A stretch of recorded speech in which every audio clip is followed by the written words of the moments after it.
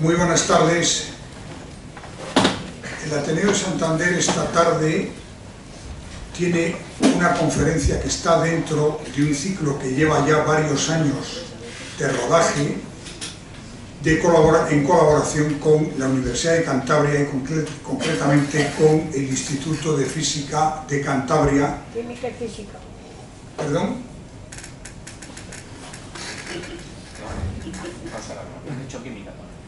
No, creo, si no me equivoco, este es de física solo, ¿eh? Física y química era lo que yo estudié cuando iba al bachillerato, pero eso está ya perdido en la noche de los tiempos.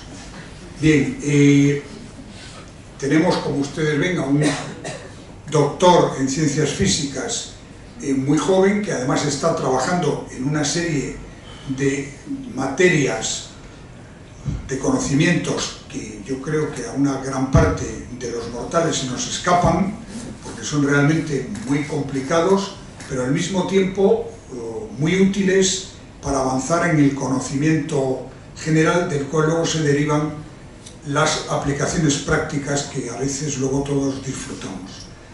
Pero para presentar a nuestro conferenciante está aquí Alberto Ruiz Jimeno, que es el director de este Instituto de Física y el que va a presentar a nuestro conferenciante. Muchas gracias. No soy el director de eso, soy un investigador, pero bueno. Y vicerrector de la Universidad de Cantabria. Muy bien. Bueno, muy rápidamente, para mí es un placer, como siempre, estar aquí en el Ateneo y presentar a Pablo. Pablo hizo la carrera de ciencias de físicas en la Universidad de Cantabria, y tuve la satisfacción de ser profesor suyo, y era uno de mis mejores alumnos, eso debo decirlo. Pero después se hizo la tesis, y la tesis la hizo en un tema muy relacionado con lo que trabaja ahora mismo. La hizo dentro de la colaboración que nosotros teníamos con el CERN y con el Gran Colisionador Hadrónico. Él la hizo en un tema por una parte técnica y por otra parte más teórica, y una vez acabada la tesis, en el año 2010, la tesis la había hecho con Francisco Matorras. A mí me gusta decir que es nieto científico mío, porque yo dirigí la tesis a Francisco Matorras y Francisco Matorras se la dirigió a él, y espero que me dé bisnietos, pero bueno, mira, eso y entonces se marchó a hacer una estancia postdoctoral, como se hace normalmente y como se debe hacer, para seguir una carrera científica, y se fue a la Escuela Politécnica Federal de Zúrich, en Suiza, que nosotros lo conocemos como la ETH, porque es así como se la mira. La ETH, hay que decir que es la Universidad Europea Continental, según el ranking de Shanghái, tan famoso, es la más importante de todas, la que está en primer lugar, es una gran universidad. Ahí continuó con sus investigaciones en el CERN, dentro del mismo experimento en el cual había realizado la tesis, y además dando clases, o sea que tiene experiencia como docente, en este caso los alumnos suyos.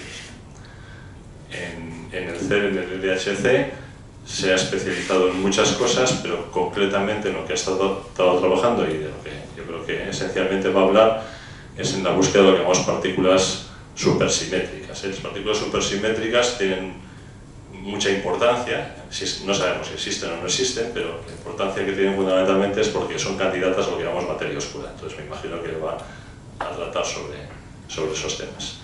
Y bueno, nada más, el vino ha vuelto, o sea, ha estado fuera, como tiene que ser, pero afortunadamente es de los que ha podido volver con un contrato Ramón y Cajal. Es un contrato muy competitivo a nivel nacional, pero muy importante, y con ese contrato Ramón y Cajal es con lo que está él actualmente desarrollando investigación dentro del Instituto de Física de Cantabria. Y no digo nada más, lo dejo a él.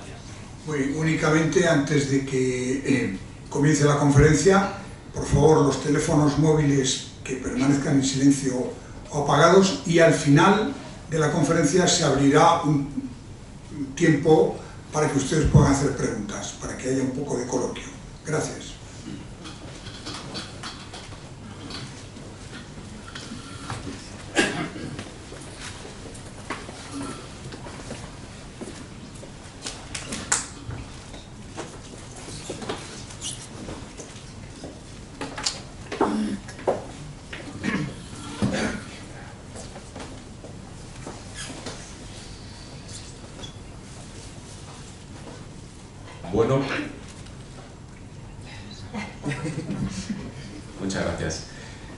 Muchísimas gracias por la introducción, muchísimas gracias por esta invitación para poder compartir aquí pues, parte de las cosas a las que me dedico y a las que me llevo dedicando desde hace bastantes años.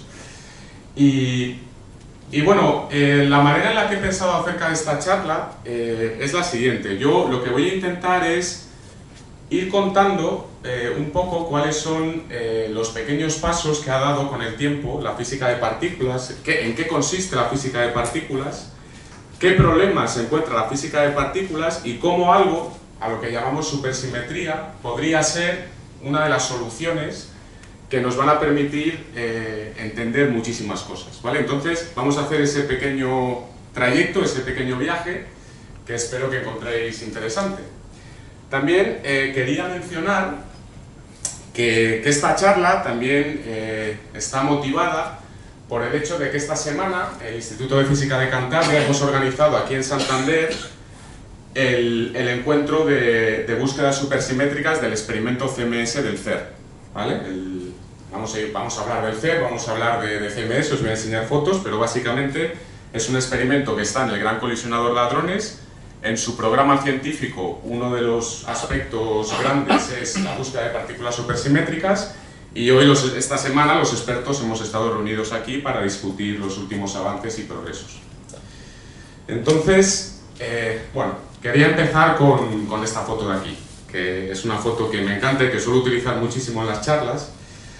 Esta foto se corresponde con lo que vio el telescopio Hubble. Quizás muchos habéis oído hablar del telescopio Hubble, es un telescopio que está en órbita, es un telescopio americano de la NASA, está en órbita para evitar las interferencias de la atmósfera y entonces lo que hizo en un momento dado el telescopio Hubble fue apuntar al universo lo más lejos que podía llegar, ¿vale?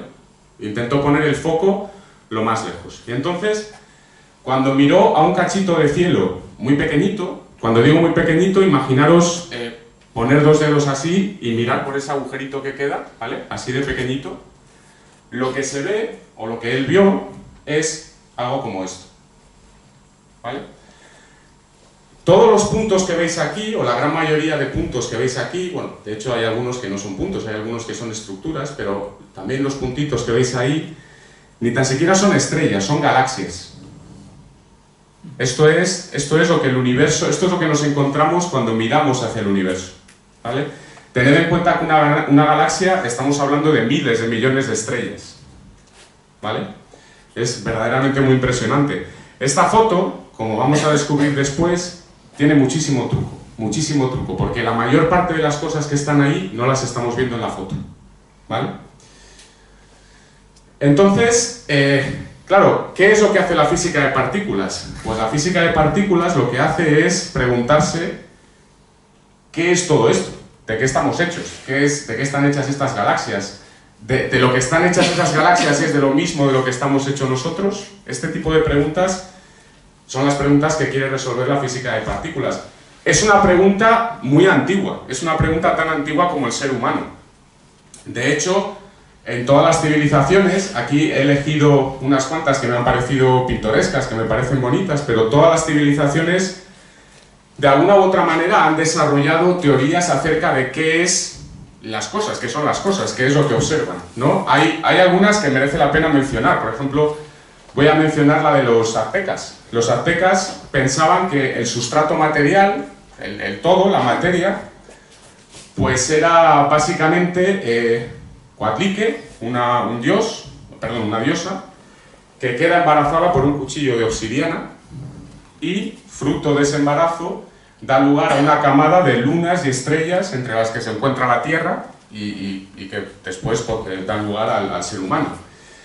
En algunos casos, por supuesto que las deidades son unas de las explicaciones más clásicas y más antiguas, en algunos casos, por ejemplo los incas, pensaban que el sustrato material, la materia, que literalmente era el dios. Pachamama era el dios, que para ellos literalmente la materia era ese dios. Por eso siempre se le representa como en una montaña, porque literalmente todo era ese dios. Es decir, el sustrato material era un dios. Pero luego tenemos, por ejemplo, la mitología nórdica. En la mitología nórdica, empiezan a hablar ya de un gran vacío.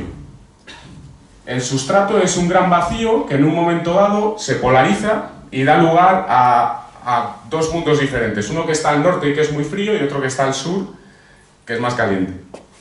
Tenemos también los sumerios. Los sumerios creían que había un mar primordial, ¿vale? Y en ese mar primordial pues era donde empezaban a crecer el resto de cosas, y en un momento dado los humanos.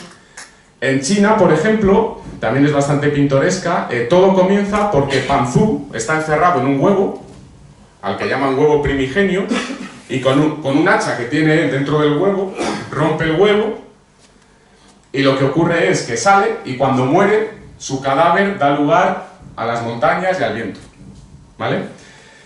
¿Por qué os cuento todo este rollo? Porque al final todo el mundo intuía, o todo el mundo tenía la necesidad de pensar en un sustrato, algo que es lo que nosotros conocemos como materia. Muchos de ellos también, y por eso hablan de mar primordial o del gran vacío o cosas así, que son ese sustrato. Muchos de ellos intuían también que ese sustrato tenía pequeñas diferencias. Por ejemplo, diferencian entre norte y sur en algunos casos, en otros casos diferencian entre montañas y viento. En civilizaciones posteriores, por ejemplo, los griegos empiezan también a pensar en ese sustrato como hecho de elementos. Empiezan a pensar que claramente ven que el viento, la tierra, el mar, empiezan a entender que son cosas diferentes, y eso lo intentan aportar dentro de sus teorías, ¿no? Claro, nosotros con el tiempo hemos evolucionado mucho, y yo creo que hay dos ideas que son clave y que son las que han revolucionado nuestro entendimiento de qué son las cosas. La primera de ellas tiene que ver con el atomismo, ¿no? Siempre cuando se habla del atomismo, pues claramente aparece Demócrito, que fue un pensador griego que fue el que empezó a tener estas ideas, aunque en realidad hay quien dice que su mentor fue el primero en hablar de estas cosas. En cualquier caso, la idea que él aportó es que a lo mejor ese sustrato, que anteriormente aparecía como algo más o menos mágico, como algo más o menos con una cierta estructura, pero definido de una manera muy ambigua, él empezó a pensar en ese sustrato como en algo hecho con ladrillos. Empezó a pensar que a lo mejor todo lo que vemos no es nada mágico, sino que es una serie de estructuras pequeñas que se repiten y que depende cómo se combinen, empiezan a generar pues esas diferencias que los otros de alguna manera atribuían a misticismo, ¿no? De montañas, viento, etc. Y esa es un poco lo que para mí es una de las grandes aportaciones, sin duda, de Demócrito, y una de las grandes avances de la ciencia, el darse cuenta de que a lo mejor todo de lo que estamos hechos es algo que es una misma cosa que se repite y se combina, una cosa muy pequeña, ¿vale? Por supuesto que Demócrito se le ha reconocido por este gran hallazgo, ¿no? Esto que veis aquí es una calle del CERN. El CERN, que es el Centro Europeo de Investigación de Física de Partículas, es una pequeña ciudad donde están allí todos los investigadores, o estamos allí todos los investigadores, y todas las calles allí tienen nombres de científicos relevantes, claro, y por supuesto que Demócrito, por esta aportación, pues tiene su calle. Hay que decir que la visión que tenía Demócrito de lo que es un átomo, o de lo que él llamaba un átomo, un ladrillo indivisible, etc., todavía distaba mucho de lo que nosotros hoy en día entendemos que es un átomo, ¿vale? Pero sin duda fue una de las ideas claves que lograron, desde mi punto de vista, revolucionar el conocimiento sobre lo que es la materia. El segundo, o para mí la segunda clave, tiene que ver con el uso de las matemáticas. En un momento dado, no necesariamente esto que veis aquí es el Principia Mathematica de Newton, no necesariamente fue Newton el primero que empezó a hacerlo, sin duda fue uno de los más grandes. Pero la idea es que en un momento dado se toma la gente, los científicos, empiezan a intentar entender qué es la materia aplicando matemáticas. ¿Qué significa aplicando matemáticas? Significa cuantificando, midiendo, prediciendo, cuando se hacían observaciones, prediciendo qué es lo que iba a pasar después, Y desde mi punto de vista, esta introducción de las matemáticas, como digo, es el segundo elemento de esta revolución, porque lo que ha ocurrido a posteriori es que a través de las matemáticas estamos aprendiendo también muchísimo acerca de cómo funciona el universo. Y de hecho, os podéis imaginar que cuando hablo, el título de la charla es la supersimetría, todo eso va a estar muy relacionado con las matemáticas. Bueno, por supuesto que Newton también tiene una calle en el CERN. Por cierto, que para lo grande que ha sido Newton, siempre he pensado que esta calle del CERN no es la mejor, y creo que hay otras calles mejores con científicos seguramente de menor calado, pero bueno, así es como es. Vale, ¿cuál es la visión moderna que tenemos ahora mismo de la estructura de la materia?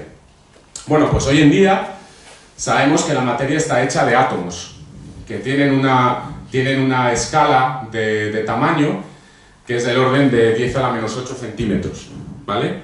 Pero sabemos que estos átomos están hechos de otros componentes. Sabemos que estos átomos tienen típicamente una coraza, tienen una superficie exterior en donde encontramos electrones. Fijaros que los electrones son mucho más pequeños que los átomos. Y luego tenemos en la parte central el núcleo, ¿vale? El núcleo, hoy en día sabemos también que está hecho de protones, neutrones, que son partículas más pequeñas a su vez. Y de hecho los protones, fijaos cuál es la escala de tamaño, estamos hablando ya de 10 a la menos 13 centímetros. Sabemos también que los protones no son partículas fundamentales, sino que dentro de los protones también hay otras partículas, a las que llamamos quarks, ¿vale? Y de hecho el tamaño asociado a los quarks, fijaros que es muy similar al asociado a los electrones, es más o menos del mismo orden de magnitud. Entonces, siguiendo la idea de Demócrito de que a lo mejor todo está hecho de unos mismos ladrillos que se combinan para formar el todo, pues hoy en día tenemos lo que se conoce como el modelo estándar de la física de partículas, que recoge nuestro conocimiento acerca de lo que es la materia. Y lo que sabemos es que fundamentalmente hay dos tipos se pueden clasificar de varias maneras, pero en este caso me gustaría hablar de un primer tipo de partículas, que son estas de aquí, otras partículas que son estas de aquí, y luego una muy especial, que es el bosón de Higgs, de la que también voy a hablar, ¿vale? Pues lo que sabemos hoy en día es que el contenido material del universo, a lo que llamamos masa, lo que llamamos materia, perdón, está compuesto por este tipo de partículas de aquí, ¿vale? Quarks y leptones. Suena un poquito raro, pero básicamente el electrón que tenéis aquí es un tipo particular de leptón. Y de lo que están hechos los protones están hechos, por ejemplo, de quarks U y D, ¿vale? Entonces, estas partículas tienen una propiedad un poco extraña, que seguro que a mucha gente le suena, que es el spin, ¿vale? El spin es una propiedad de las partículas que es una especie como de giro, de situación de giro en la que se encuentran y que da lugar a que se comporten como si efectivamente estuviesen girando, aunque no es que estén girando, ¿vale? Y estas partículas de aquí tienen un spin de un medio, ¿vale? O nosotros hemos convenido en decir que este tipo de spin es un medio. Es importante para lo que luego voy a hablar referente a la supersimetría. El caso es que toda la materia que conocemos está hecha de estos elementos de aquí. Es verdad que muchos de ellos, como por ejemplo los quarks, el charm o el strange, estos de aquí, o también los muones y los tabones, no son tan normales. No son tan normales en el sentido de que no los encontramos en los núcleos o en los átomos. ¿Por qué? Porque estas partículas de aquí son más masivas que las partículas de la izquierda, pesan más. Entonces, como pesan más, lo que ocurre es que son inestables y rápidamente decaen a las partículas de la izquierda. Entonces, si en algún proceso en el universo se produce, por ejemplo, un quark top, lo que va a ocurrir es que al cabo de un rato, lo que vas a tener es una serie de quarks up y down, o de electrones o de neutrinos, estas otras partículas, ¿vale? Pero bueno, eso es el contenido material. Después tenemos el contenido no material, que es lo que conocemos como las fuerzas, ¿vale? Sabemos hoy en día que las fuerzas de la naturaleza son 4, las 4 fuerzas de la naturaleza son la electromagnética, la fuerza nuclear fuerte, la débil y la gravitatoria. Sabemos que están relacionadas con el intercambio de unas partículas que, a diferencia de las que componen la materia, que tienen un spin de 1 medio, tienen un spin positivo de 1, ¿vale? Con una salvedad, la gravedad. La gravedad, hoy en día no hemos sido capaces todavía de explicarla en términos de este tipo de teorías relacionadas con la mecánica cuántica, ¿vale? Así que la gravedad, de momento, no sabemos todavía cómo integrarla dentro de esto, pero las otras fuerzas sí. De hecho, el electromagnetismo no es más que un intercambio de fotones, que es esta partícula de aquí. La fuerza fuerte se rige a través de estas partículas de aquí, que se llaman gluones, y la fuerza débil viene mediada por estas partículas de aquí, el Z y el W, ¿vale? Hay otra partícula central, que aparece aquí en el centro y parece como importante, ¿no? Porque está en esa posición central. Esta partícula es el bosón de Higgs. Esta partícula, básicamente, lo que consigue es, a través de un mecanismo más o menos complicado, lo que consigue es dar masa a todo el resto de partículas. El bosón de Higgs es una partícula que lo que hace es interaccionar con las otras partículas, y lo que nosotros observamos como fruto de esa interacción es el tipo de procesos que nosotros asociamos a la masa. La masa es como que algo pesa, ¿no? Como que algo le cuesta moverse. El bosón de Higgs es el que genera esa ilusión de que las partículas tienen masa. En realidad es una interacción con este bosón, ¿vale? Y quería centrarme en el bosón de Higgs porque, como sabéis, el bosón de Higgs es el último gran descubrimiento que ha hecho la física de partículas. De hecho, se descubrió en el año 2012. Y porque todo esto que he hablado de teoría va acompañado, por supuesto, de experimentos. Los físicos no podemos hacer solo teoría. Todo lo que teorizamos tiene que ser absolutamente comprobado y testado con experimentos. Lo que pasa es que algunos de estos experimentos no son sencillos. Por ejemplo, la búsqueda del bosón de Higgs requirió construir un aparato como este que veis aquí, ¿vale? Este es el Gran Colisionador de Hadrones de Ginebra. Esto es una foto aérea. Esto que veis aquí es el aeropuerto de Ginebra. La ciudad de Ginebra estaría por aquí, más o menos, y el lago Le Mans estaría por esta zona de aquí. Y básicamente esto es una circunferencia de 27 kilómetros, y a 100 metros de profundidad lo que ha instalado es un acelerador de partículas, ¿vale? Que tiene esta pinta. ¿Ves? Esto que veis aquí es el túnel que está excavado interiormente. Como veis, la circunferencia es tan grande que, aunque se puede intuir un poco la curvatura, básicamente parece que es un tramo recto. O sea, verdaderamente es algo muy, muy grande. Y claro, esto es un desarrollo tecnológico absolutamente brutal, porque involucra tecnologías desde imanes que son capaces de producir campos magnéticos absolutamente brutales, hasta también, bueno, pues por ejemplo, el conseguir vacíos que son incluso más vacíos que el propio espacio. ¿Por qué vacíos? Porque como por aquí van a circular protones, nosotros tenemos que quitar todo el aire y todo lo que hay adentro, porque si no los protones se chocarían con el aire, ¿vale? Entonces, hoy en día, para hacer este tipo de avances necesitamos construir estos gigantísimos experimentos. ¿Y por qué colisionar protones? ¿Qué es lo que andamos buscando cuando colisionamos protones? Bueno, pues como os decía antes, los protones están hechos de quarks, en particular de 2 quarks U y un quark D, y luego también de las interacciones que sufren entre ellos. Hay que imaginarse un protón como una especie de lucha de estos quarks en los que se están intercambiando gluones y como una cosa dinámica y muy activa, no es una cosa estática, ¿vale? El caso es que cuando nosotros les hacemos colisionar, en este acelerador les hacemos girar en una dirección y en la otra, y en algunos puntos los hacemos colisionar, lo que vamos a conseguir es, en el punto de colisión, generar una grandísima energía. Porque nosotros, como hemos acelerado los protones llevan mucha energía. Cuando colisionan, en ese punto la densidad de energía va a ser gigantesca.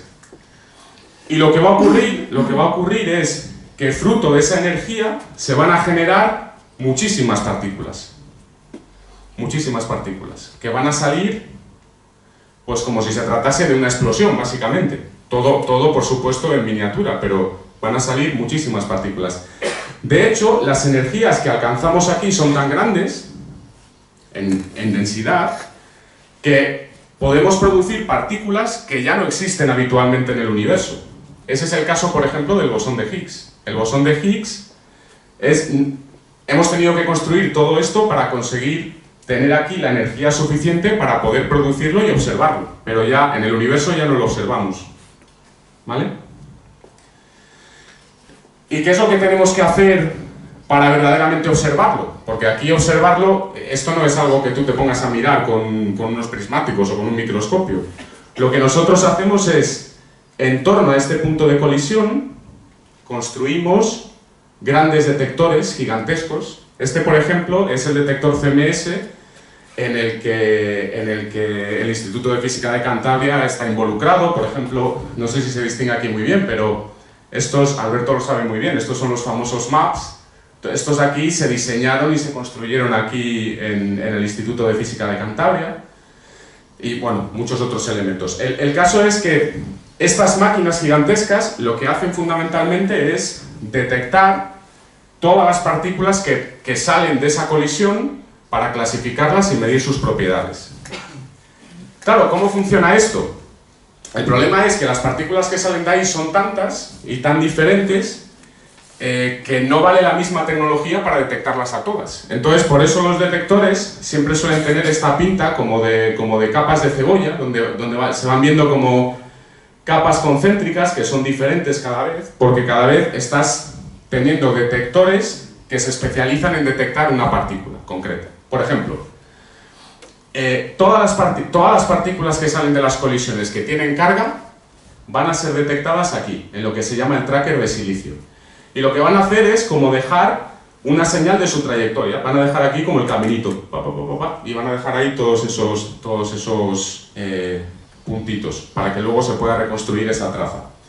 Los electrones y los fotones, lo que van a hacer, el electrón va a hacer eso también, va a dejar eso en el tracker, pero luego además en esta cosa de aquí que se llama calorímetro electromagnético, esto de aquí verde, lo que van a hacer es estrellarse y convertirse en otras partículas que al final se van a medir y con las que vamos a medir la energía que tienen, electrones y fotones, ¿vale? Luego existe también algo que se llama el calorímetro hadrónico. Esto va a ser capaz de detectar, por ejemplo, protones, neutrones, partículas de ese estilo. También se van a estrellar aquí, se van a acabar convirtiendo al final en energía, básicamente en fotones y en electrones, y se van a detectar. Y finalmente están los muones. Los muones van a ser capaces de viajar un poquito más lejos, y por eso siempre la última parte que tienen los detectores son el sistema de muones, que es esta cosa de aquí, que veis aquí, y que lo que hace es pues detectar ese tipo de partículas, ¿vale? Bueno, pues esto se puso en funcionamiento, el LHC, se pusieron en funcionamiento los detectores, fue un trabajo que duró muchísimos años, se estuvieron tomando datos durante mucho tiempo y al final, pues en 2012, efectivamente observamos el bosón de Higgs. Esto que veis aquí es una colisión, es una representación pictórica de cómo se ve una colisión, es decir, todas las trazas estas que veis por aquí son partículas que han salido de esa colisión. Hay algunas aquí resaltadas con estas barras rojas, de hecho estos son dos fotones de muy alta energía, y por ejemplo, este proceso es algo que nosotros pensamos que puede tratarse de un proceso de tipo bosón de Higgs, es decir, se ha producido un bosón de Higgs aquí dentro que al final se ha descompuesto en estos dos fotones. ¿Cómo lo sabemos? Porque lo que hacemos es acumular muchísima estadística, es decir, tomamos muchísimos datos durante mucho tiempo y somos capaces de ver si sobre lo que nosotros esperamos, que sería básicamente la línea esta sin este bultito, pues si hay una partícula nueva, lo vemos aquí como un bultito, ¿vale? Sin el bosón de Higgs, este bultito no estaría ahí, ¿vale? Entonces, esto es la prueba del descubrimiento del bosón de Higgs, ¿no? Esto, por ejemplo, que tenéis aquí, seguramente más interesante que lo que acabo de contar, es el momento en el que se presentó el resultado en el CERN. Este es lo que se llama el auditorio principal del CERN. Este es Rolf Hoyer, que en aquel momento era el director del CERN. Bueno, aquí, por ejemplo, mira, esto no me había dado cuenta. Este chico se llama Guillermo y es de Torrelavega. Esto lo acabo de ver ahora, no lo había visto antes. Bueno, seguramente hay muchísima gente también de Santander por aquí. Yo en aquel momento tenía un estudiante de doctorado, Marco Andrea, que se levantó a las 5 de la mañana para coger sitio dentro del auditorio. Y al final, de hecho, no lo consiguió, o creo que lo consiguió, pero muy arriba. Yo, por otro lado, esto lo viví en Australia, porque en paralelo, este descubrimiento, el CERN hizo, digamos, el anuncio, pero a la vez se anunció en una de las conferencias más importantes de física, que ese año era en Australia, entonces a mí me tocó ir a Australia, entonces yo lo viví desde allí, pues por videoconferencia, bueno, también con bastante ilusión y con bastante alegría. El caso es que volvemos a esta foto. Vale, ya tenemos el bosón de Higgs, tenemos los quarks, tenemos los leptones. ¿Se ha acabado ya esto? Pues no se ha acabado. De hecho, lo que ha empezado a ocurrir es que hemos empezado a observar el universo mucho mejor y hemos empezado a ver cosas muy raras. Por ejemplo, ¿qué hemos empezado a ver? Pues hemos empezado a ver que en las galaxias, cuando uno se pone a mirar, esto es una galaxia, ¿vale? Y ha habido gente ya en el siglo XX que se ha dedicado a estudiar cuál es la velocidad que tienen las estrellas que están en los bordes de la galaxia, ¿vale? Entonces, las estrellas que están en los bordes de la galaxia, en principio, la manera y la velocidad en la que deberían moverse, pues es parecido a cómo se mueve Júpiter alrededor del Sol.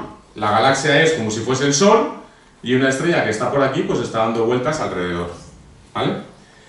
¿Qué ocurre? Que a diferencia del Sol, en la galaxia, como la galaxia es densa y cada vez tiene más masa, lo que uno espera es que la velocidad que tengan estas estrellas, a medida que te alejas de la galaxia, pues que vaya subiendo, porque cada vez, al alejarte radialmente de la galaxia, pues cada vez hay como más masa, ¿no? Entonces hay más atracción. ¿Qué ocurre? Que llega un momento donde la galaxia debería terminarse, y en el momento en el que la galaxia empieza a terminarse, ya, aunque te alejes más, ya no hay más masa. La masa que hay es la de toda la galaxia, no queda más. Entonces la velocidad debería empezar a bajar. Y sin embargo, ¿qué es lo que observamos? Que se mantiene constante o incluso que sube. Claro, ¿esto qué nos está diciendo? Lo que nos está diciendo esto es que aparentemente esta galaxia tiene mucha más masa de lo que nosotros nos pensamos. Aquí hay un montón de materia y de masa que no somos capaces de ver, pero que está ahí, y las estrellas, al estar orbitando alrededor de la galaxia, lo notan, ¿vale? Esto fue una de las cosas que se observaron. ¿Qué más se observó? Pues se observó, por ejemplo, una foto como esta, que seguramente no os dice nada vista así, pero ahora os la explico. En esta foto lo que tenemos, iluminado aquí, es la colisión de dos grandes grupos de galaxias, ¿vale? Son dos grandes grupos de galaxias en el universo que se están acercando la una a la otra y están colisionando. Esto ocurre en el universo.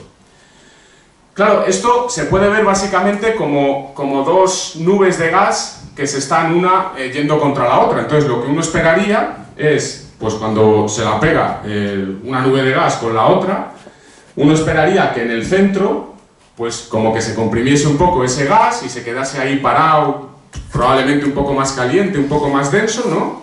Y algo de ese estilo. Sin embargo, lo que observamos aquí es que ese gas del que estoy hablando, efectivamente está aquí en el centro. Sin embargo, cuando nosotros medimos dónde está la masa de este sistema, lo que podemos ver es que en realidad la masa no está aquí en el centro, sino que la masa está aquí y aquí.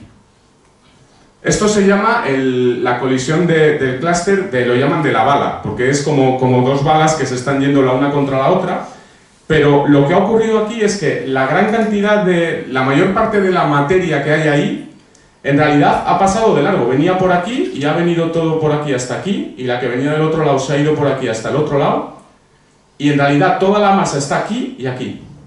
Y esto que está aquí es solo la parte visible. De nuevo, esto va en la dirección de que hay una grandísima cantidad de materia que no sabemos lo que es y que no podemos ver. ¿Cuánta?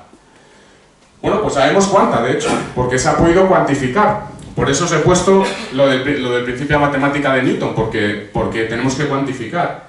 Sabemos hoy en día que todo lo que yo os he contado de los quarks, los leptones, los electrones, todo eso a lo que llamábamos materia, se corresponde aproximadamente con el 4% de lo que nosotros sabemos que existe. Sabemos que hay algo inmenso que ocupa del orden del 74% a lo que llamamos energía oscura. Los físicos, cuando no sabemos qué es algo, le decimos oscuro. Es lo que hacemos. Sabemos que todo esto de aquí, sabemos que está relacionado con la gravedad y sabemos que está relacionado con la expansión del universo, pero en realidad sabemos muy poquito más. Luego hay un 22% que es lo que llamamos materia oscura.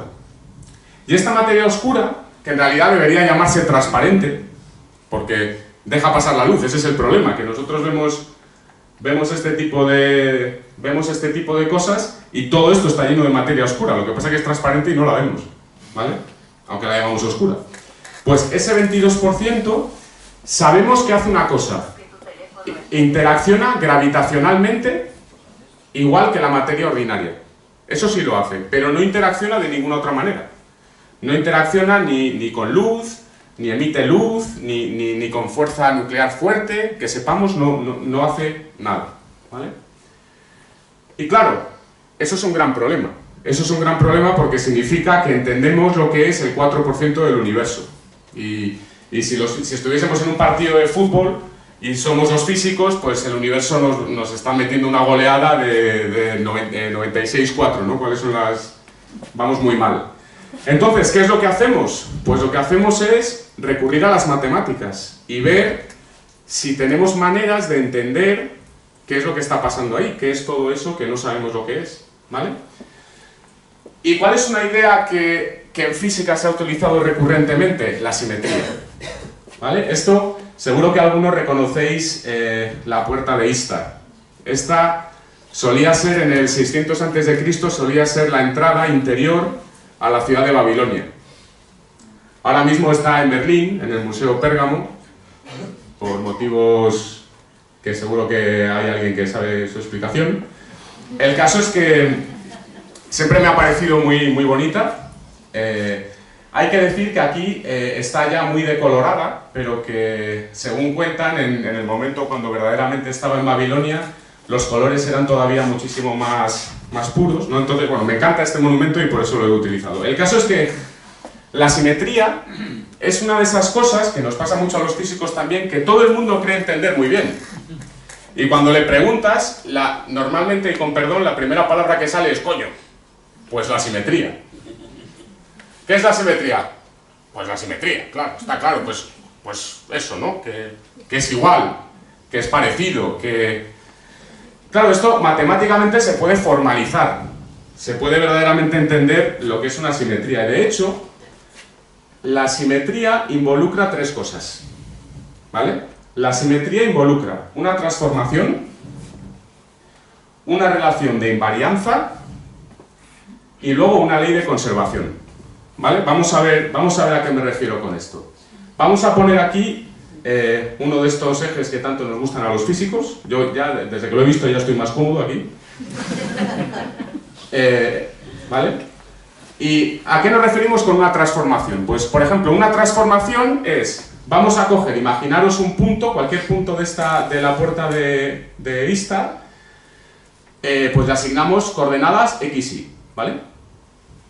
Y lo que vamos a hacer es una transformación que a cada punto de aquí, pues la x le vamos a asignar el menos x, ¿vale? Entonces una transformación sería esta imagen que queda a la derecha, pues sería a cada uno de estos puntos moverle hacia el otro punto, ¿vale? Eso, por ejemplo, es un tipo de transformación, no es la única, pero es el ejemplo que estoy utilizando yo para explicarlo.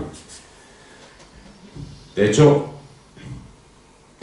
aquí lo tenéis más claro todavía, ¿no? Este punto le asignamos a la x el menos x y nos movemos aquí. ¿Cuál es el segundo concepto? La invarianza. Es decir, lo que ocurre es que cuando nosotros aplicamos esta transformación a esta imagen de la derecha, o sea, es una misma imagen, pero vamos, a la parte derecha de la imagen, resulta que somos capaces de reproducir esta otra imagen de aquí. Exactamente, o más o menos exactamente.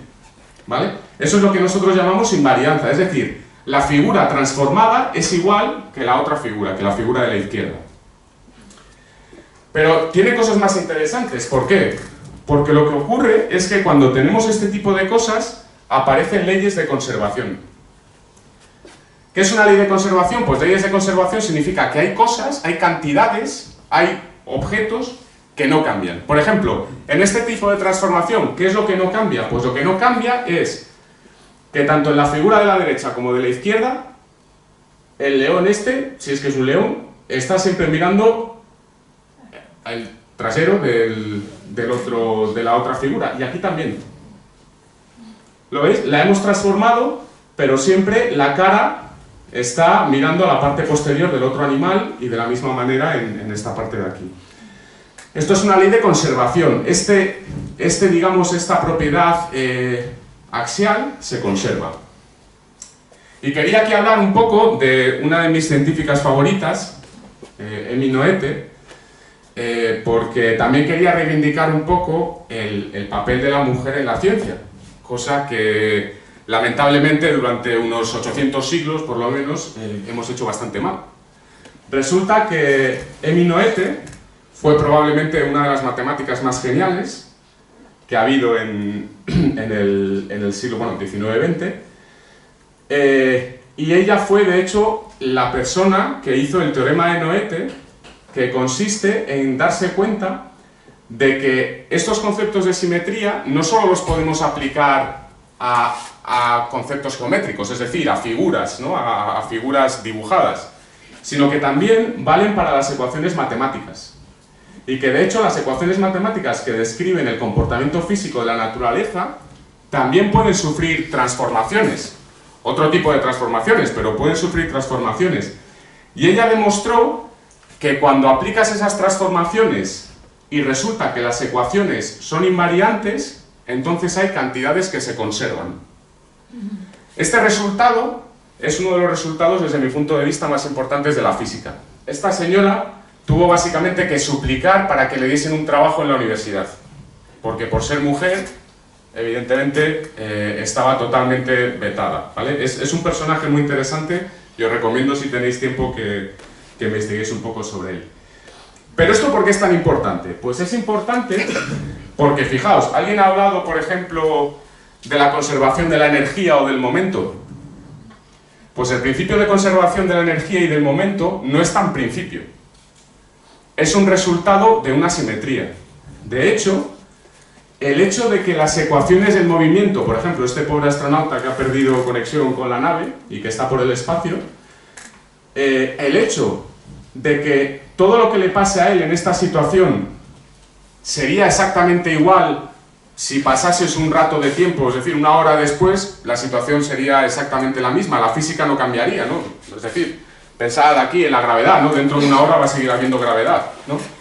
Esa invarianza, el hecho de que las ecuaciones no cambien con el tiempo, lo que hacen es que este astronauta va a conservar una cantidad que es esta de aquí. Igual alguien la ha visto, igual alguien le recuerda incluso de bachiller.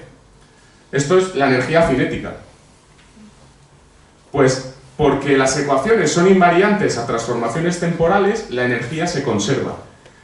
Porque lo que le pasa a este astronauta le pasaría igual si estuviese 1 centímetro a la derecha, porque las ecuaciones no van a cambiar porque tú desplaces el sistema de referencia.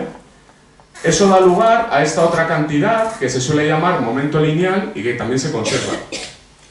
Así que las leyes de conservación se pueden entender como principios de simetría. ¿Pero qué más?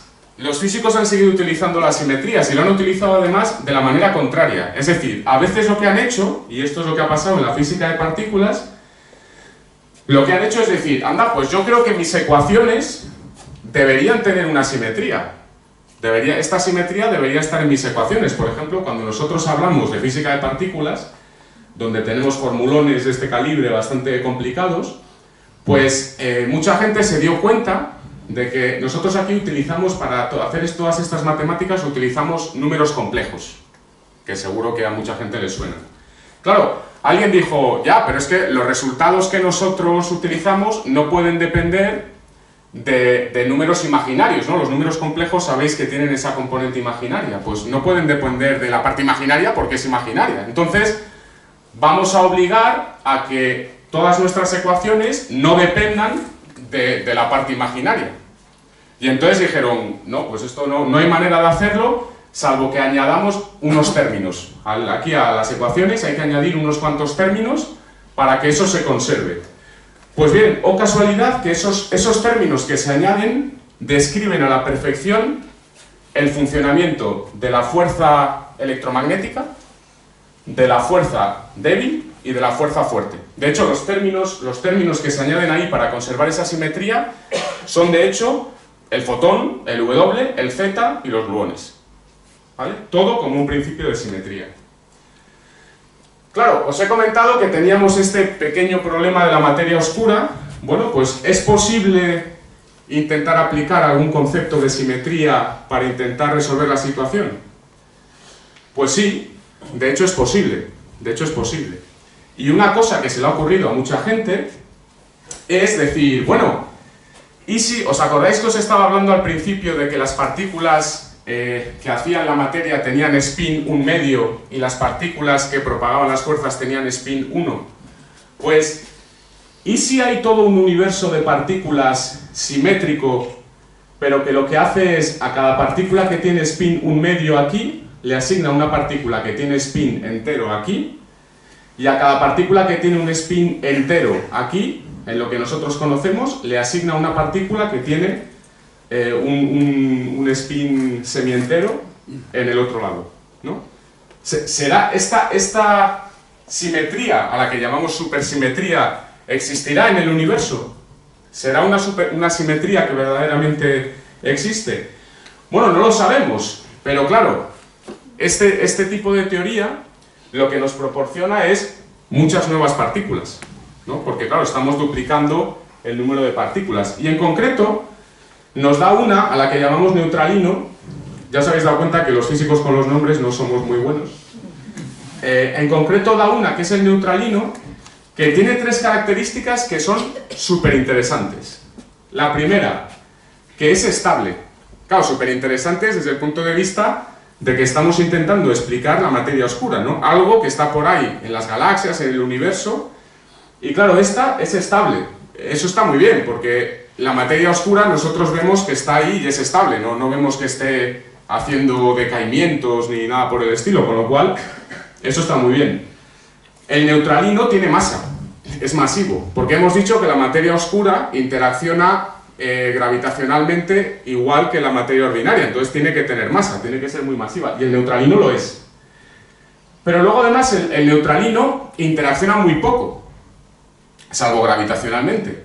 Y eso también es súper interesante, porque por eso lo llamamos materia oscura, aunque deberíamos llamarlo transparente, porque en realidad lo que significa eso es que sea lo que sea esa materia oscura, no interacciona con nada. Y este neutralino, pues es muy bueno para eso. Así que esta partícula se convierte en un candidato perfecto para explicar lo que es la materia oscura. Claro, la siguiente pregunta es, vale, me estás contando que aquí hay un mar de neutralinos, que de hecho es casi 5 veces más que lo que podemos ver. Puede ser que esté ahí, pero ¿cómo podemos nosotros saberlo? Bueno, pues lo que hacemos es volver a nuestros experimentos. ¿Qué es lo que podemos hacer, por ejemplo, en el Gran Colisionador de Hadrones? Lo que podemos hacer es intentar producir estos neutralinos, ver si de esas colisiones, cuando creamos esa densidad de energía y de ahí salen partículas nuevas, ver si somos capaces de producir un neutralino. Pero claro, hay un problema. Acabo de decir que el neutralino casi no interacciona.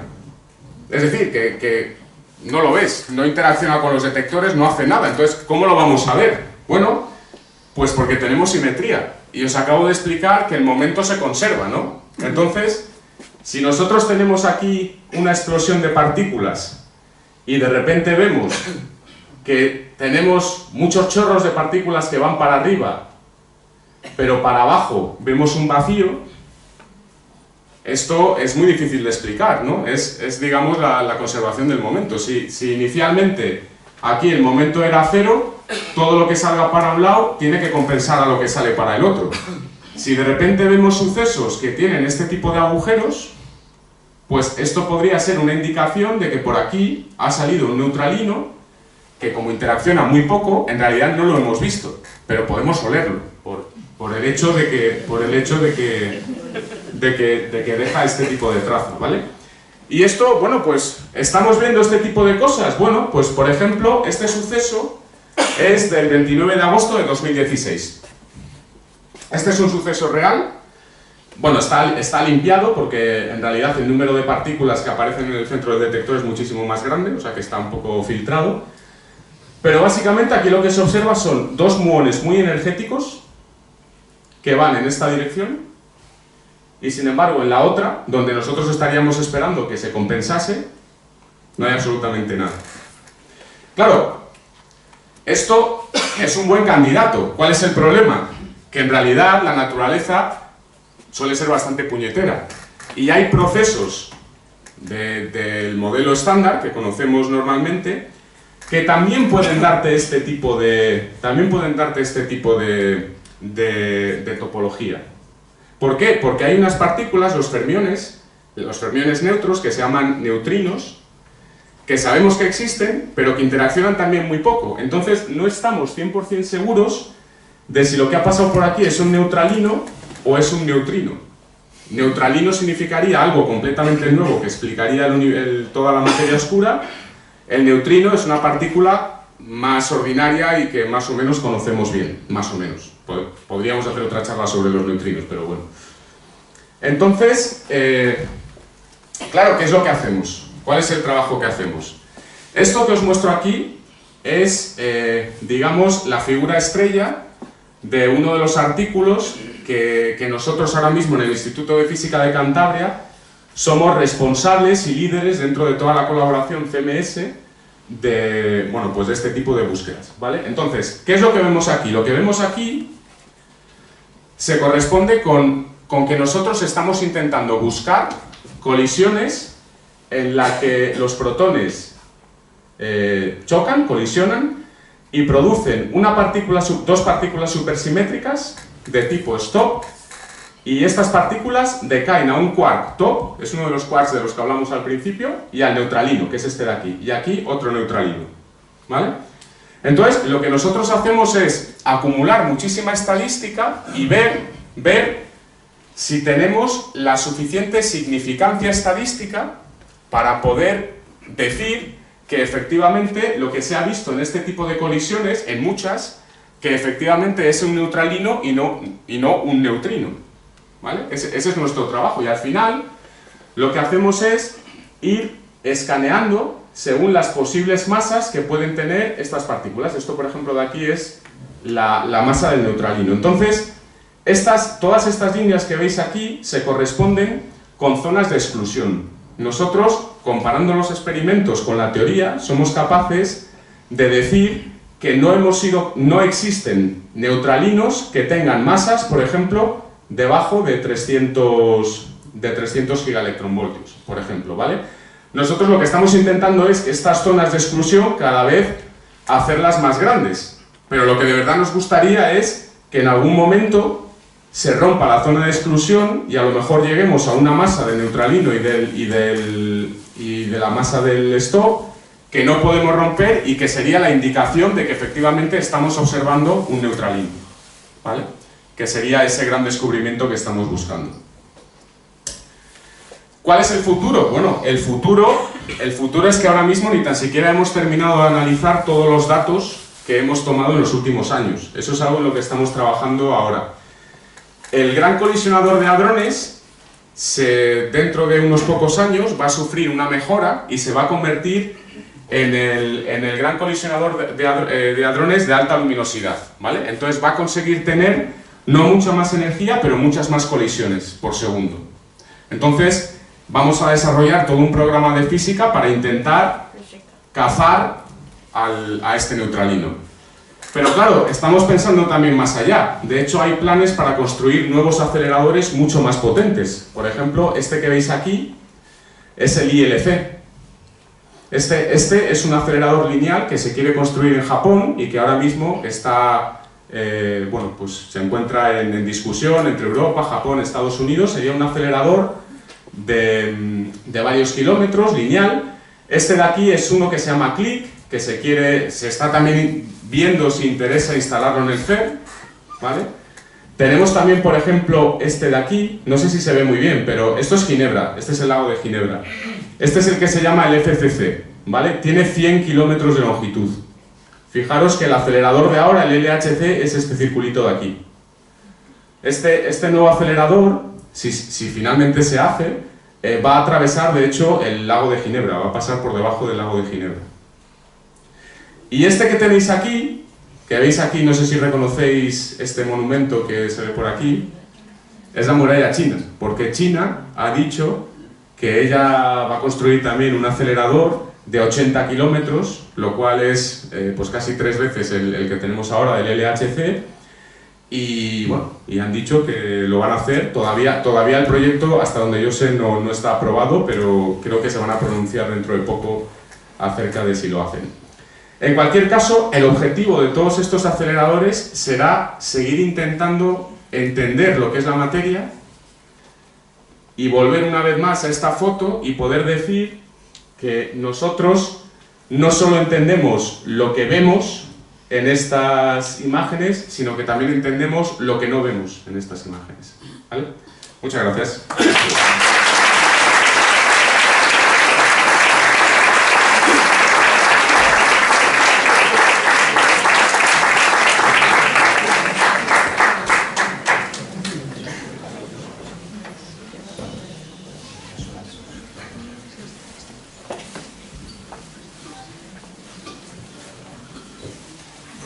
Muchísimas gracias. Y ahora, tal como habíamos dicho, llega su turno. Quien quiera hacer alguna pregunta, que haga una seña, le pasarán el micrófono y a partir de ahí comenzará la pregunta y la respuesta. Muchas gracias por su conferencia. Ha sido de gran valor para mí, cosas que desconocía completamente en este mundo. Y volviendo a una practicalidad de todos los días, toda la cosmología, todo lo que nos rodea, todo lo que estudiamos, todo lo que buscamos, lo tenemos dentro de nosotros mismos. Dentro de nosotros mismos, como parte cosmológica de su origen, está dentro de nosotros mismos. El tiempo nos lo dirá. Y muchas gracias por todo.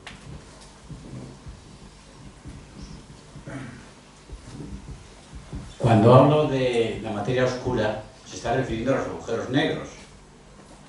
O los agujeros negros es otra cosa. Es otra cosa. Los agujeros negros son objetos astrofísicos que se producen tras el colapso de una estrella. Hay estrellas que son tan masivas que cuando mueren colapsan y llegan a alcanzar una gravedad tan grande que los propios fotones, que hemos visto que son partículas, pero partículas conocidas, electromagnéticas, es la luz no es capaz de salir de ese pozo de gravedad. Entonces se presentan en el espacio, se presentan pues básicamente como esferas negras, que no se puede ver lo que hay dentro y que típicamente tienen alrededor un disco de acreción que es toda la masa de estrellas adyacentes que se están tragando. Toda esa masa está cayendo hacia el agujero negro debido a su gravedad. Pero eso no tiene nada que ver con la materia oscura. La materia oscura está por todas partes. Por aquí, ahora mismo, por lo que sabemos, podría estar pasando materia oscura entre nosotros. Como no interacciona y no la vemos, podría estar pasando por aquí. Pero el gran misterio está en el agujero negro, precisamente porque si el agujero negro se traga las estrellas, parece ser que no se ha descubierto. Quizá el fin último de eso sea qué contiene los agujeros negros, si se va a tragar más estrellas, si las estrellas, una vez que entran en él, vuelven a salir, se apagan de todo. Y yo creo que ahí está el gran misterio del universo. Quizá bueno, yo creo que son dos cosas diferentes. Sin duda es interesante el estudio de los agujeros negros, pero, por ejemplo, los agujeros negros no aportan nada al conocimiento de qué es la materia, o muy poco. Es muy interesante intentar entender lo que es un agujero negro, y la física de los agujeros negros es muy interesante porque Fundamentalmente, los agujeros negros tienen un horizonte de sucesos, que es, digamos, esa zona a partir de la cual nada de lo que haya entrado puede salir. Entonces, eso significa que el interior de los agujeros negros están aislados del exterior, en el sentido de que nadie sería capaz de meter algún experimento dentro y luego sacarlo para ver lo que hay. Y eso sin duda es muy interesante y es un campo de investigación muy activo. En el Instituto de Física de Cantabria hay gente involucrada en investigación de agujeros negros de primer nivel y, como digo, es muy interesante. Sin embargo, no aporta nada o muy poco al conocimiento de lo que es la materia, mientras que la materia oscura, de hecho, es algo que no conocemos su naturaleza y es 5 veces más abundante que la materia ordinaria. Lo que se está tragando el agujero... por ejemplo, no sabemos si el agujero negro se está tragando materia oscura.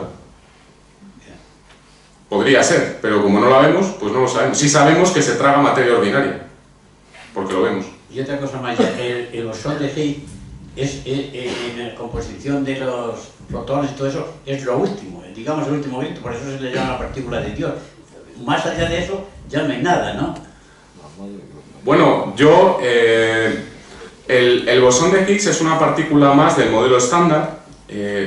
A mí no me gusta llamarle la partícula de Dios, más que nada porque creo que los físicos tenemos el suficiente talento para poner nombres horribles como para no necesitar que venga un periodista a ponerlos por nosotros. Pero lo que hace el bosón de Higgs básicamente es cerrar de alguna manera el modelo estándar y explicar lo que es la masa. Antes he comentado, y me he puesto muy coloquial, de cuando a veces los físicos, cuando explicamos conceptos como la simetría, y tú le preguntas a alguien, ¿no? ¿Y qué es la simetría? ¿No? Y que responde, pues la simetría. Con la masa ocurre lo mismo. Todo el mundo cree que sabe lo que es la masa. ¿Qué es la masa? Pues la masa, y la gente empieza a bailar, empieza a hacer así como gesto de que cuesta mover algo. La masa, hoy en día sabemos formalmente que es una interacción con esa partícula, con el bosón de Higgs. Entonces, si es la última, pues no lo sé. De hecho, la supersimetría lo que propone es que hay toda una familia, todo un universo paralelo de... No un universo en el sentido de otro universo, sino otra colección de partículas que están en el universo y que son supersimétricas y que estamos intentando descubrir.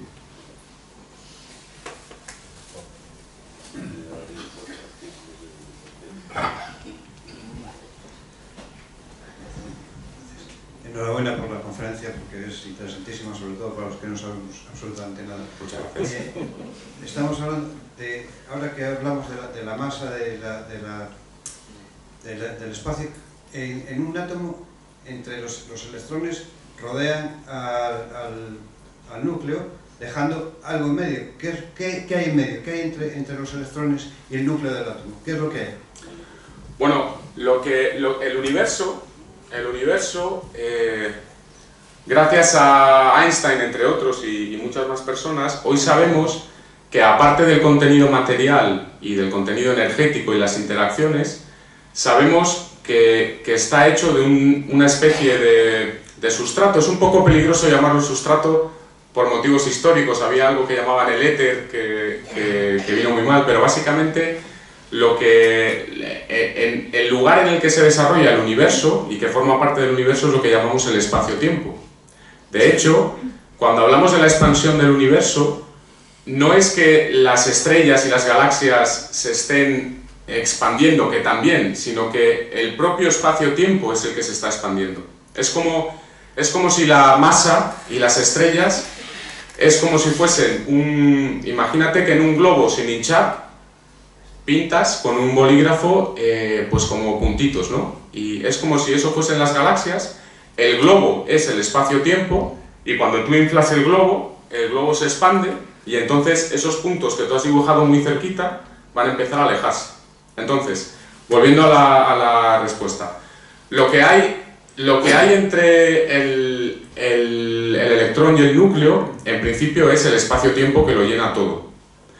Es verdad que también sabemos hoy en día que las partículas, y el electrón en ese caso es una partícula, la manera en la que se comportan a nivel microscópico es un tanto extraña y que no tienen posiciones fijas.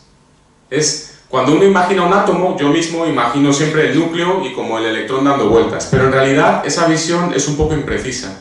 De hecho, el electrón es una especie de nube de probabilidad que está alrededor del núcleo. Y de hecho se comporta como si fuese ciertamente una nube que lo cubre todo. Entonces, respuesta, el espacio-tiempo, pero hay que tener precaución para definir exactamente lo que te refieres con un electrón, lo que hay entre el núcleo y el electrón, porque es que el electrón y el núcleo también son en realidad nubes que se expanden en el espacio-tiempo. Gracias. Otra pregunta que quisiera hacer para saber, para aprender, ayudo del profesor. ¿Hacia dónde se expande el universo? No puedes darle una dirección, porque para darle una dirección tendrías que estar fuera del universo. Entonces, es el universo el que se expande, entonces no puedes... Para dar una dirección necesitas una referencia externa. Sí, pero se expande. Sí, pero ¿hacia dónde? Como el universo es el propio espacio, no podemos darle una referencia espacial. Como el todo y la nada es donde está el todo. O sea, se expande. Bueno, no estoy seguro de esa afirmación, pero... ¿Dónde está el algo si no hay nada? Bueno, muchas gracias por la conferencia. No tengo mucha idea de nada de esto, pero me ha parecido muy interesante. Solo tengo una duda. Si estáis basando todas las búsquedas que estáis haciendo ahora en algo que no habéis podido comprobar todavía que esté, ¿qué es lo que has hecho decantaros porque exista esta supersimetría y que esta sea la opción más viable para encontrar lo que es la materia oscura? Pues básicamente hay otros argumentos muy potentes de los que no he hablado porque son un poquito más técnicos, pero la supersimetría fundamentalmente, aparte de dar un candidato perfecto para la materia oscura, resuelve dos grandes problemas más que tiene el modelo estándar. Uno de esos problemas básicamente tiene que ver con la estabilidad de la masa del bosón de Higgs. El bosón de Higgs, que es el que da masa a las partículas, también interacciona consigo mismo y se da masa a sí mismo. Ese proceso, digamos que no está 100% entendido dentro del modelo estándar.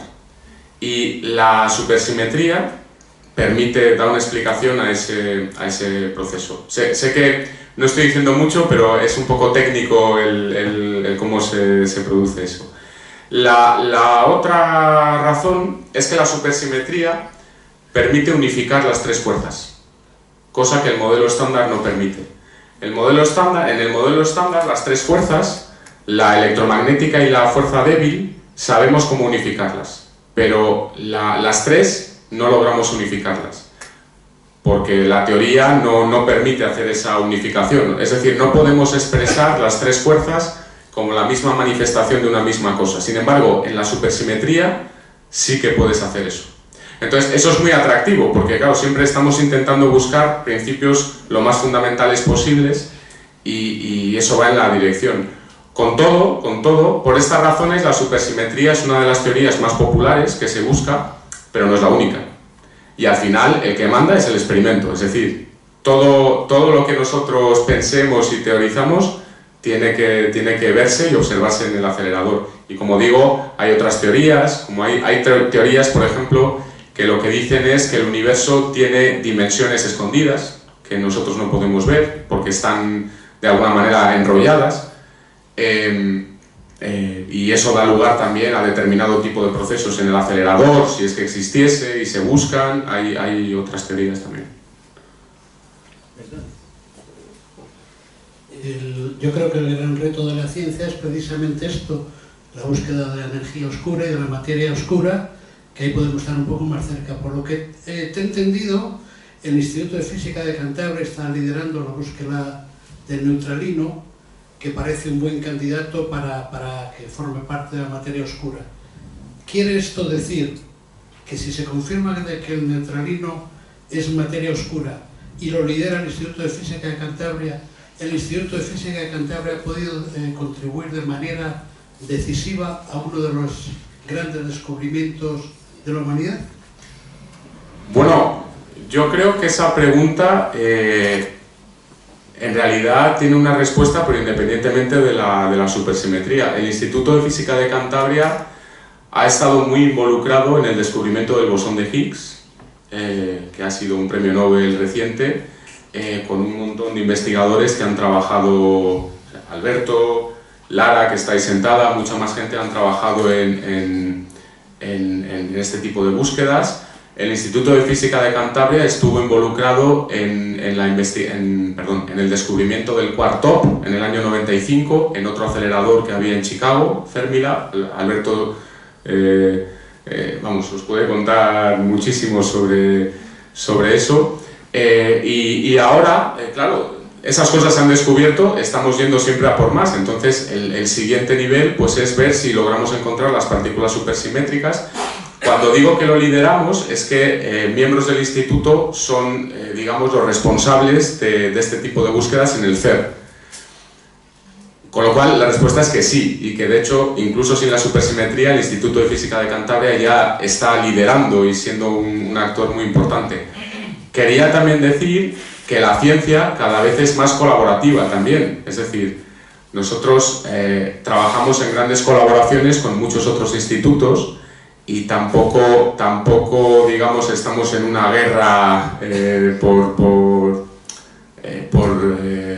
quitarnos las cosas los unos a los otros. Hay competitividad, sin duda, pero entendemos este trabajo como colaborativo y en los trabajos pues también hay gente de otros institutos, de otros países que trabajan con nosotros y con los que tenemos una relación pues muy buena. Yo quería preguntarle una cosa, que después de todos estos inventos... Un momento, por favor. Solo una pregunta, ¿qué había antes del Big Bang? Bueno, supongo que nadie se sorprenderá si no lo digo, ¿no? Me lo preguntan mucho, aunque te parezca mentira. Yo siempre digo, a ver, no lo sé, es teorizar y más que teorizar es casi filosofar, ¿no? Sí que es verdad que el Big Bang constituye no solo el comienzo de la materia, sino también del espacio y también del tiempo. O sea, ¿eso qué quiere? O sea, es decir, antes del Big Bang no había tiempo. Entonces, ¿antes qué significa?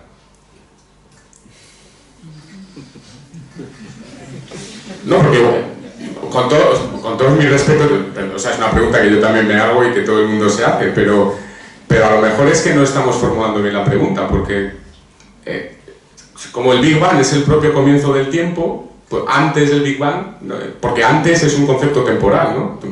Estamos muy acostumbrados al antes porque nosotros siempre hemos vivido en un sitio donde hay tiempo, pero en un sitio donde no hay tiempo, antes no significa nada. Yo quería preguntarle si después de todos estos descubrimientos se está poniendo en cuestión la teoría de la relatividad, o viene a confirmarla todavía más todos estos experimentos. Todos estos experimentos son totalmente compatibles y confirman la teoría de la relatividad.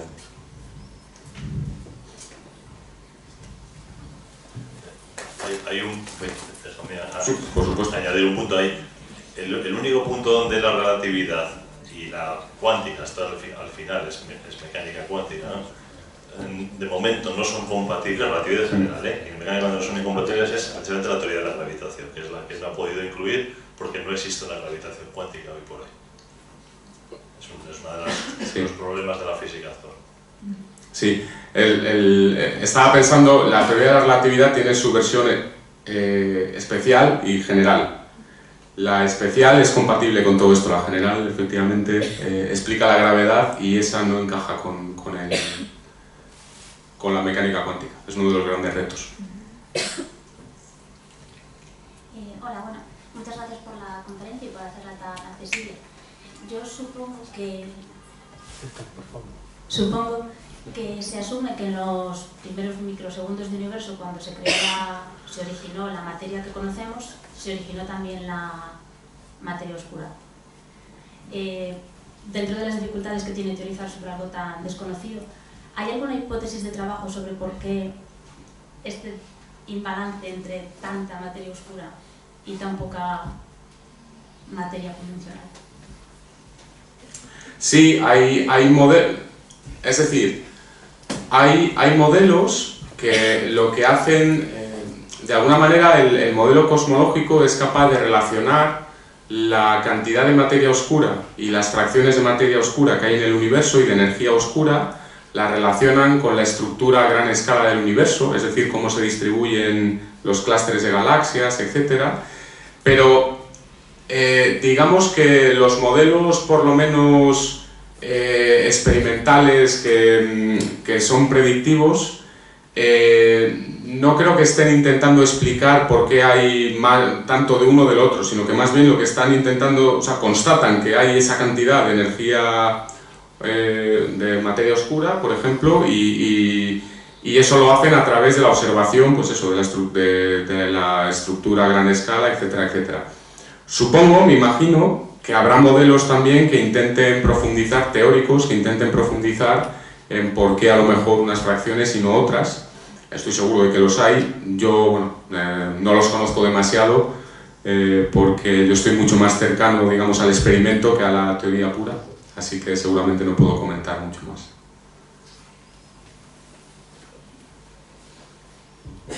Bueno, muchas gracias por esforzarte en clarificar algo que parece tan complejo. En los experimentos que estás llevando a cabo estadísticamente sobre el neutralino, ¿cómo va el estado de la cuestión actual? Es decir, estadísticamente...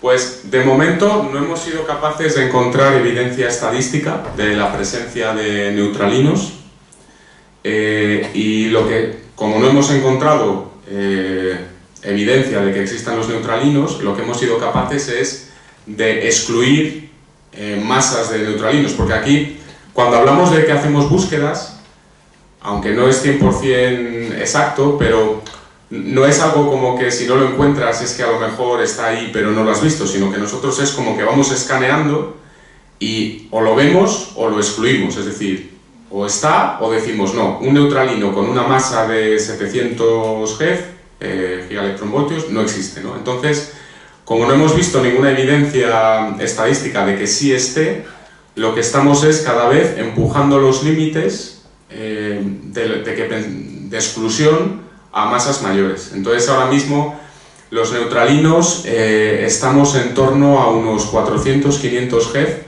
Parece que neutralinos con una masa de esas características o menor, parece que no existen. Aunque todo esto es complicado y requeriría seguramente muchos matices en varios aspectos. Una pregunta más escuela.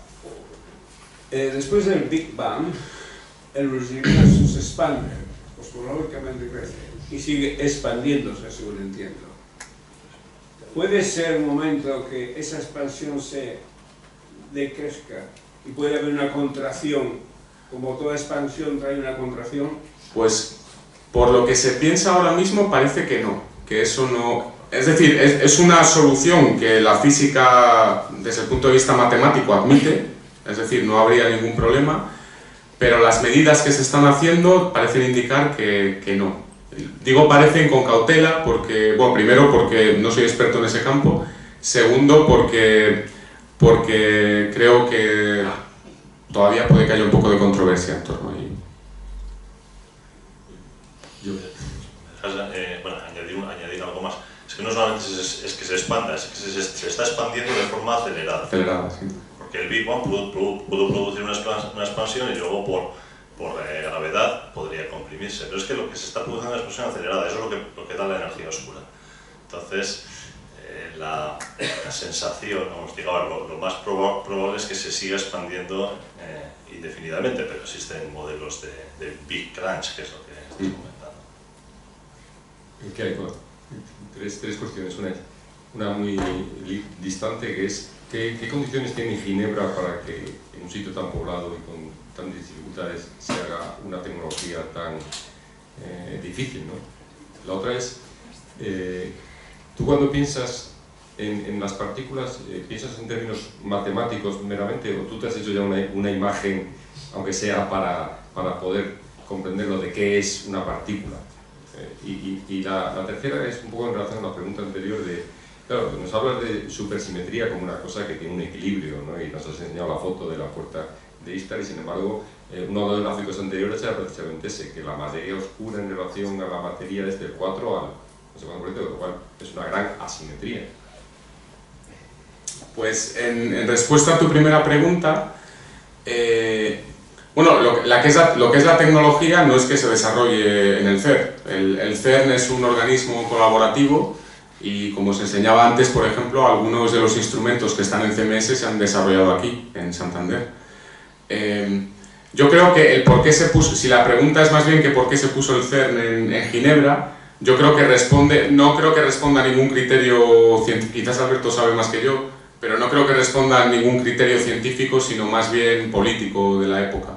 Suiza fue un país neutral después de la Segunda Guerra Mundial, bueno, durante la Segunda Guerra Mundial. Después Europa intentó, digamos, impedir que sus científicos se fueran de Europa, y muchos países se pusieron de acuerdo para hacer un gran laboratorio que sirviese un poco de atractor, y yo creo que ese es el origen de esto. Después, la segunda pregunta, ¿cuál era? Perdona, recuérdame. ¿Cómo te imaginas tú cuando piensas? Sí. Pura matemática. A ver, pues depende un poco del tipo de razonamiento que esté haciendo.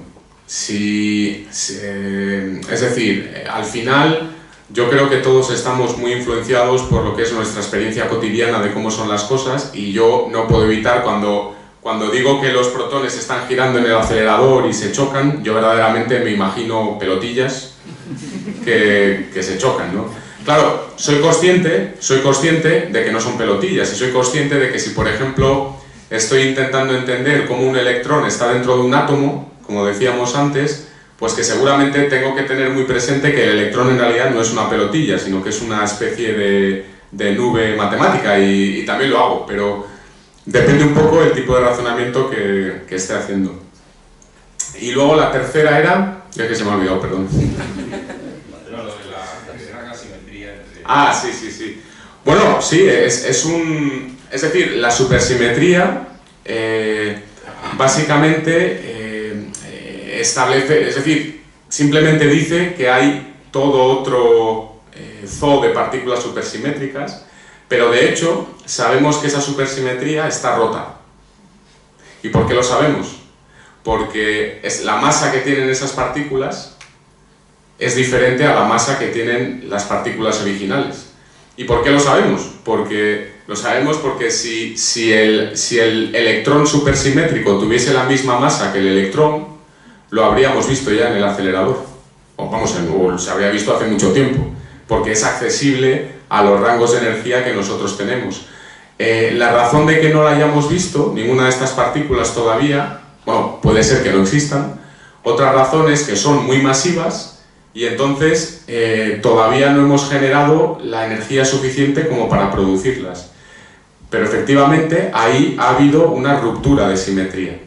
Y de hecho la supersimetría tiene mecanismos por los cuales esa simetría se puede romper. Y es algo que también en física es relativamente normal y da lugar también a una casuística de cosas y de elementos. Pero efectivamente la supersimetría puede que haya sido una simetría del universo que ahora mismo está rota, porque las masas de las partículas supersimétricas no son iguales que las de las partículas simétricas, o sea, que de su parte, digamos, normal.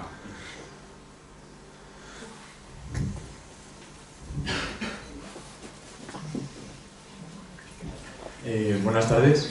Me gustaría saber si hay otros métodos de estudio de la materia oscura que se estén dando ahora, aparte del acelerador de partículas. Sí, sin duda. De hecho, fundamentalmente hay tres tipos de búsquedas de materia oscura. Una es intentar producirlo en un acelerador, que es del que yo os he hablado. Otra consiste básicamente en observar al universo e intentar ver alguna interacción de la materia oscura entre sí que dé lugar a algo de materia ordinaria, concretamente y sobre todo luz, fotones. Entonces, cuando decimos que la materia oscura interacciona muy poco, pensamos que todavía interacciona algo, porque si verdaderamente no interacciona nada, no hay nada que hacer, nunca vamos a poder verla, pero si interacciona un poquito, podría interaccionar también entre sí y por ejemplo, que en la galaxia se produzca una colisión de un trozo de materia oscura, una partícula de materia oscura con otra, y eso produzca luz. Y entonces hay experimentos que suelen estar en órbita que están detectando esta luz e intentando ver si se observan excesos en relación a lo que se espera de la materia ordinaria. Ese es otro tipo de experimentos para buscar materia oscura. Y el otro, en el que por cierto el Instituto de Física de Cantabria también está involucrado, se está empezando a involucrar en uno de estos experimentos, que se llama DAMIC, consiste básicamente en poner detectores bajo tierra también, para que estén muy aislados, para que no estén contaminados de otro tipo de partículas, y esperar a ver si una partícula de materia oscura que pase por ahí interacciona un poco con el propio material del detector, y de alguna manera como que tú tienes, imagínate un núcleo de ese detector, y que de vez en cuando pasa una partícula de materia oscura y le da como una pequeña patada, para decirlo coloquialmente, de manera que tú, sin ver nada, de repente ves un núcleo que de repente empieza a desplazarse él solo. Eso, estudiado bien y bajo determinadas condiciones, podría ser un indicio de que efectivamente ha habido una partícula de materia oscura que ha transferido energía a ese núcleo. Y de estos experimentos hay muchos, que están bajo tierra, y el IFCA está empezando a trabajar ahora en uno que se llama DAMIC.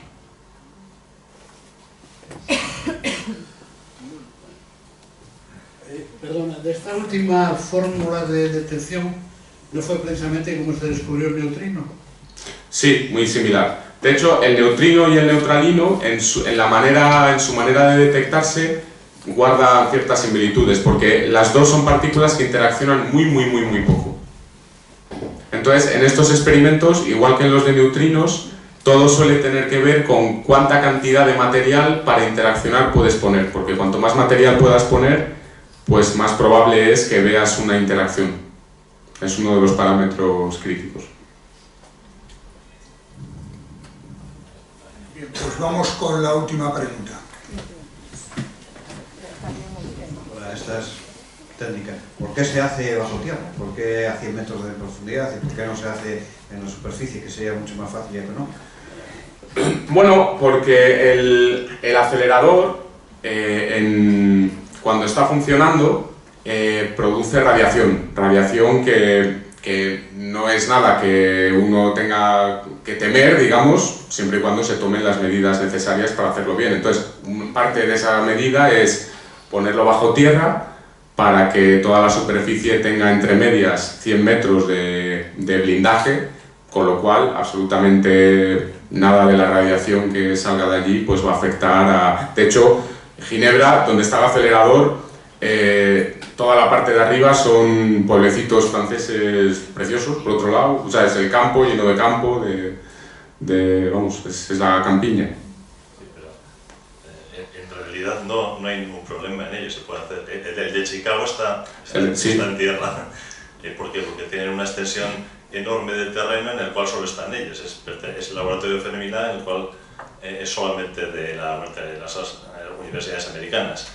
Pero en Ginebra, lo bueno de hacerlo bajo tierra, aparte de que, salvo los problemas geológicos, ingenierilmente parece que es más sencillo hacer un túnel de esta forma que hacerlo en superficie, es que además de esta forma no estás perturbando para nada todos los pueblitos y todas las instalaciones y las infraestructuras que hay arriba. Eso sigue funcionando igual, esto va por abajo. Si no, tendrías que destruir ahí toda la despropiedad, es mucho más complicado. Pero por ejemplo en Chicago no está a nivel de tierra, pero está a 2 metros, o sea, está suficientemente protegido de radiación. No hay ningún motivo para ello, salvo motivos estructurales y de infraestructura según donde sea. Pues muchísimas gracias a Pablo Martín Ruiz del Árbol por esta conferencia y, como no, a Alberto Ruiz Jimeno, que es el alma mater de que aquí en el Ateneo, desde hace ya un tiempo, estemos hablando y explicando asuntos científicos. Pues puesto que el Ateneo ha tenido una tradición más de letras que de ciencias, pero creemos que hoy en día las ciencias tienen que estar presentes en toda nuestra actividad. Muchísimas gracias.